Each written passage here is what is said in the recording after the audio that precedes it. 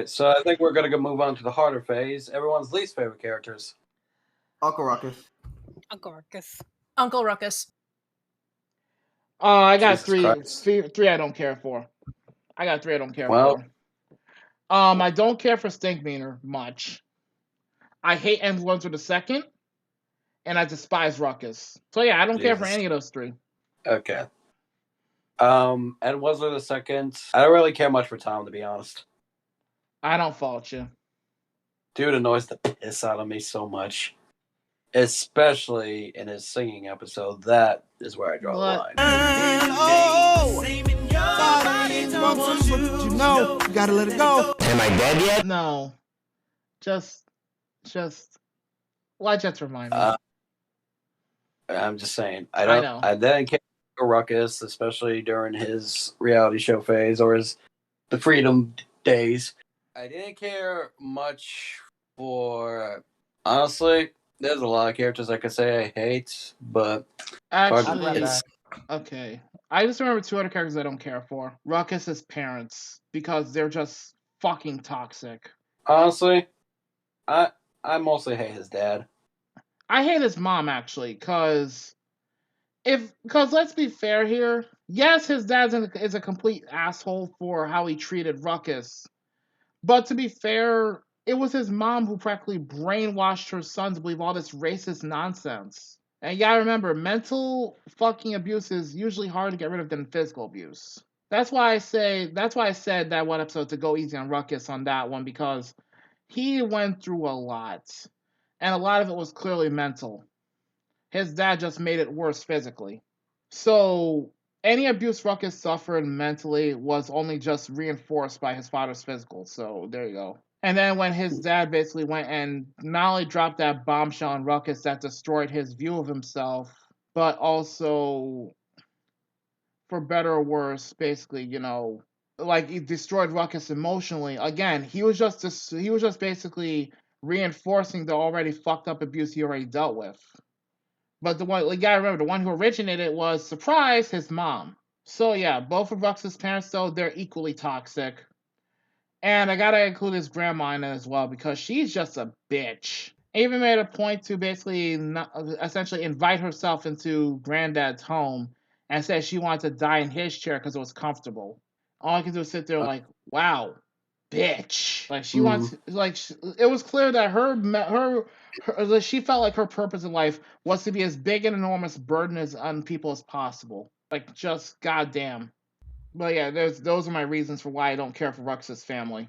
His brothers are the only good ones. All right, so any other least favorites you guys have? Nope. Pretty much good. Zammy, Krause, any others you don't care for? Stinkmeaner. I mean, You know, other than holding a fight of his own, even though he's a bitchy at nigga. Yeah.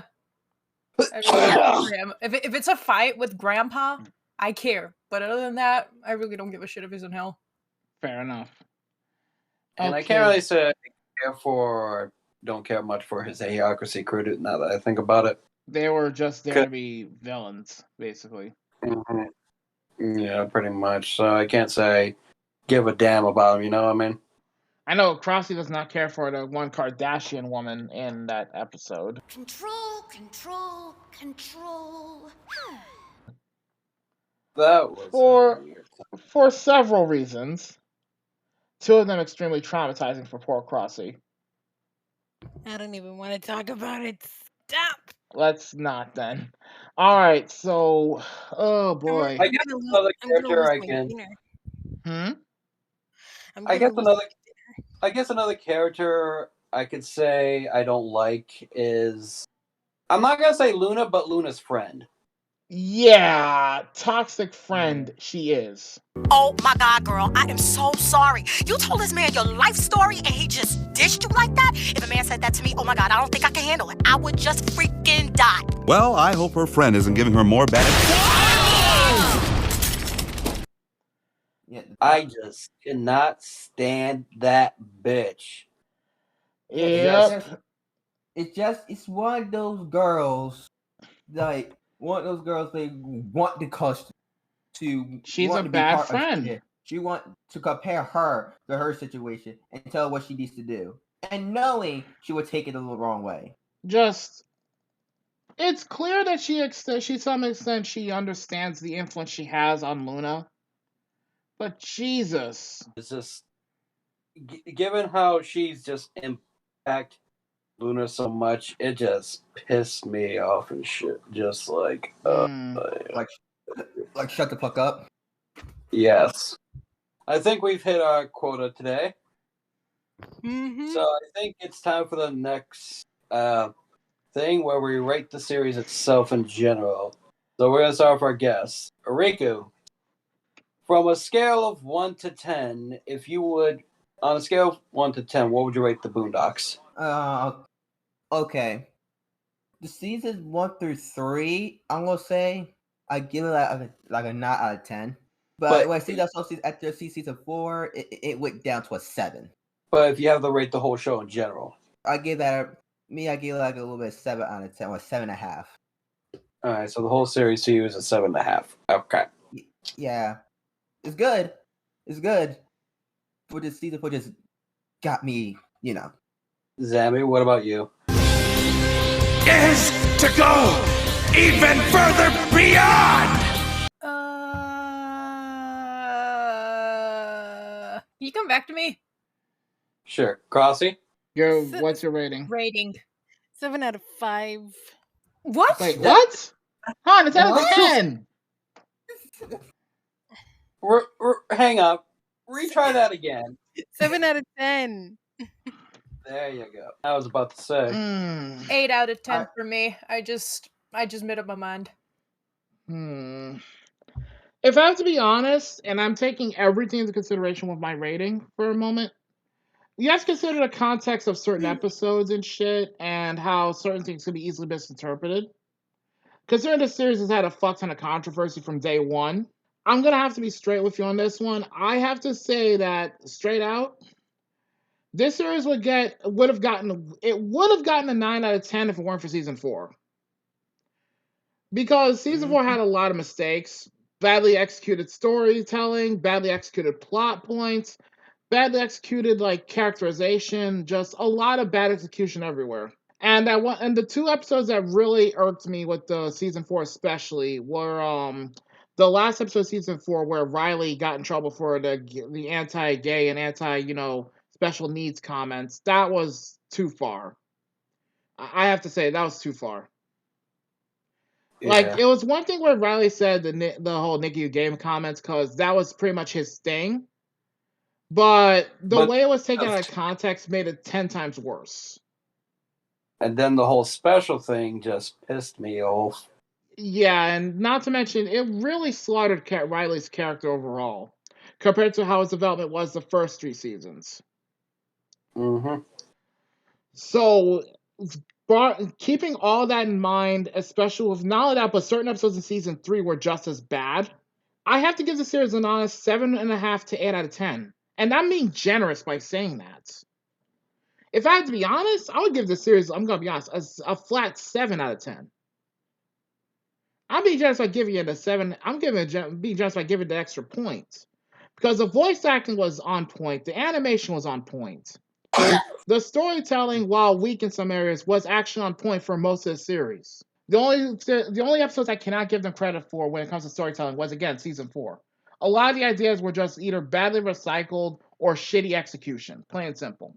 And it doesn't help that a lot of the storytelling falls by the wayside because of how they were clearly just spitballing ideas that they never expanded on. Or didn't bother to expand on.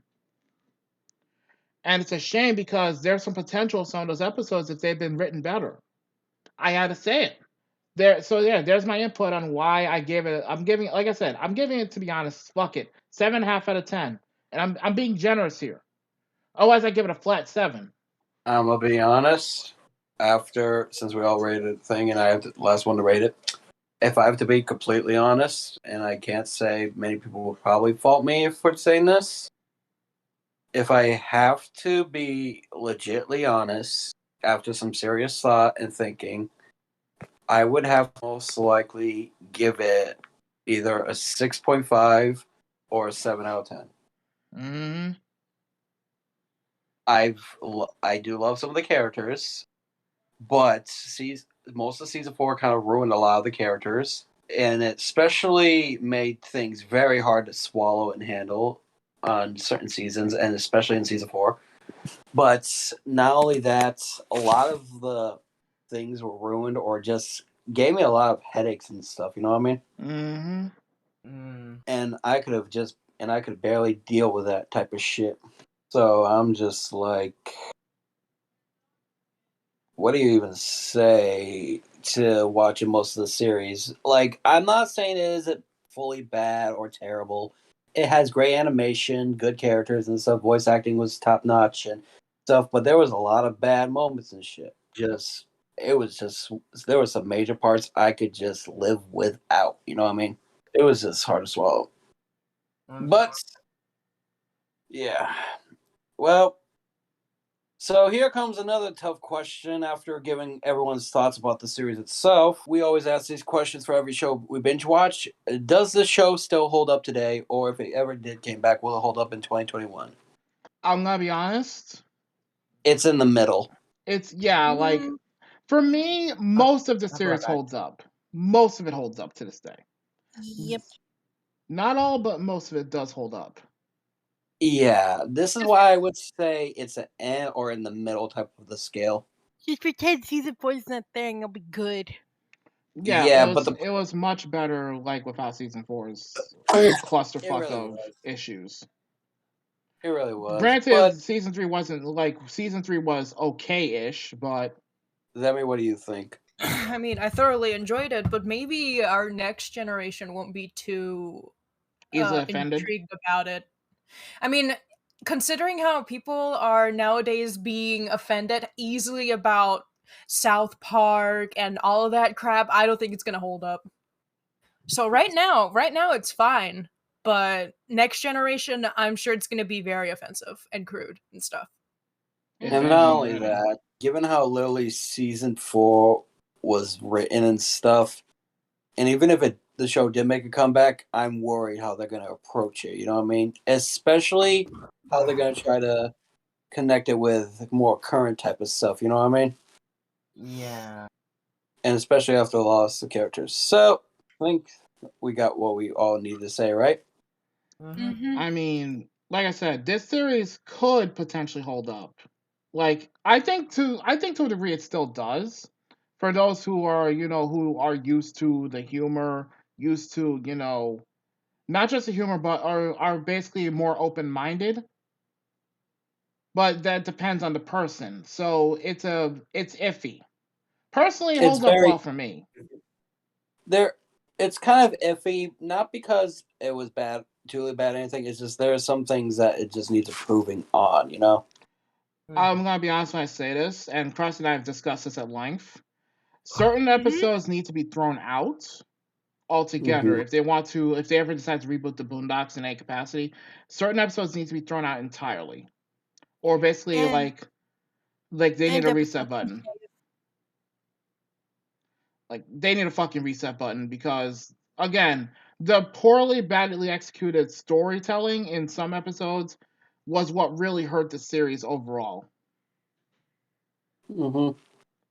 Other than that, I have no major problem with the Boondocks, and a lot of people I've talked to, they've had no issue with it as well. It's just certain episodes could go straight to hell. It's just fucking season 4 is just, and a lot of episodes is just It's just too much. They're either too much or they were better off never written because they were just bad. Yeah. That's the best I can honestly say about it personally. Can I also say this all about this too? Go ahead. If I agree with you when you said they need to remake the whole season 4 over, because right now there's no saving it. Other than maybe the first episode of season 4, there's no saving that part of the series. Yeah, just the first episode and go from there, or wipe out the whole entire thing. Because the season 4, like the first one, wasn't a bad start. The problem was it got progressively worse. Yeah, if they could get progressively worse after. Except for the hair gel episode was a maybe on that one, only because, to be fair, it is typical of the same type of shit you would probably see from season 3. It's just that thanks to the overarching context of, Granddad's incompetence with money in general, yeah. Like, if it weren't for that, I imagine it would have been a better written episode overall. But that's just me. Because there were a lot of ideas that they simply just threw in, but they didn't bother expanding on. I think we should just wrap it up here now. Yeah, I got nothing else to say about it. Alright, guys.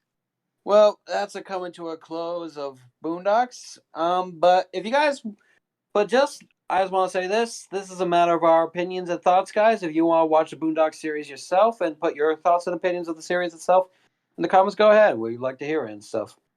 But, yeah, just real quick, I just remembered this.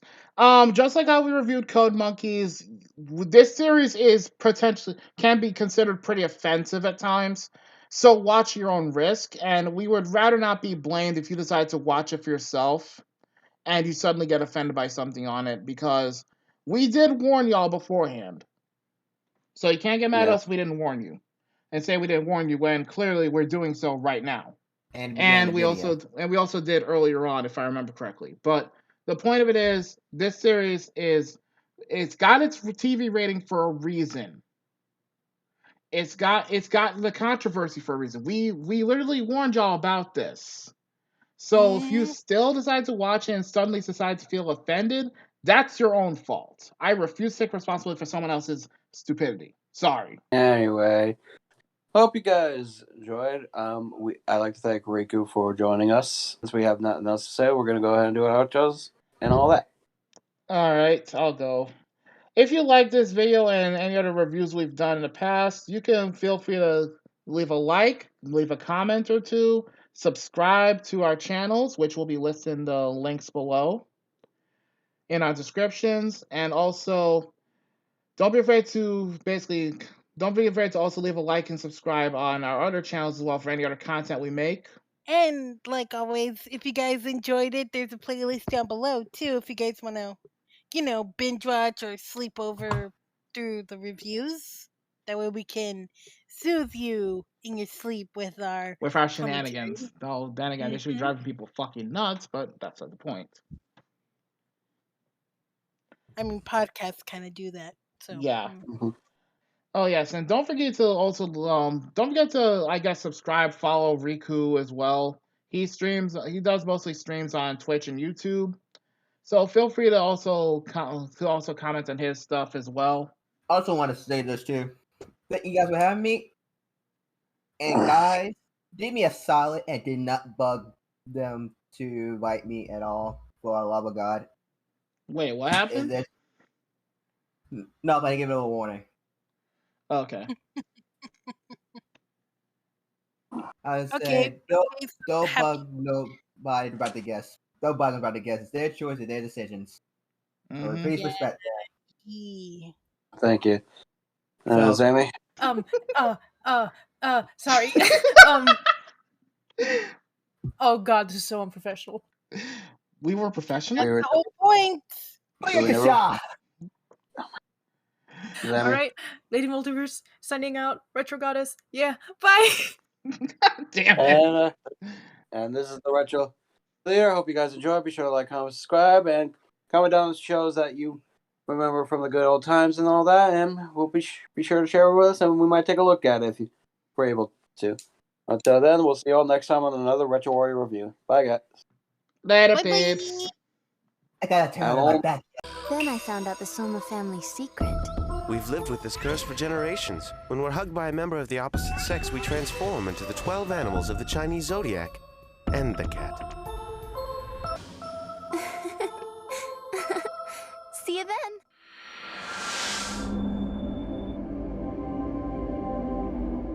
Adult Swim is here to put your life back together again. I can feel it. It's working! Move out! 1 a.m. to 5 a.m.